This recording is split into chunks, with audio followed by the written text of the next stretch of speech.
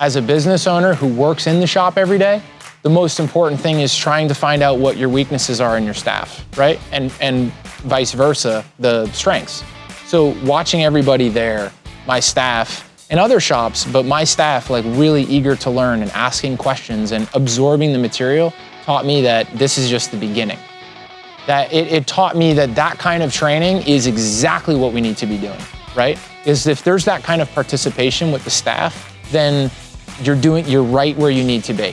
So that is an investment that I'm willing to continue putting into, because the return on investment is my staff's paying attention and learning. Yeah, that's the thing, sharing this load, because it is expensive, right? It was an expensive event to put on.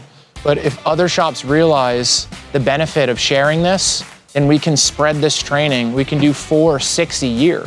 And that workload can be spread among other shops, so that investment is actually for the year quite low. Because if one shop gets 6 training events for the price of 1 a year, it's a no-brainer. Don't just watch, trust us, try it. You'll be blown away. If you're paying attention and you want your staff to be the best, try it and you'll see. That's the only thing I can say. You will not know how effective and beneficial it is until you try it, until you open the doors and bring in other shops. Then you will know.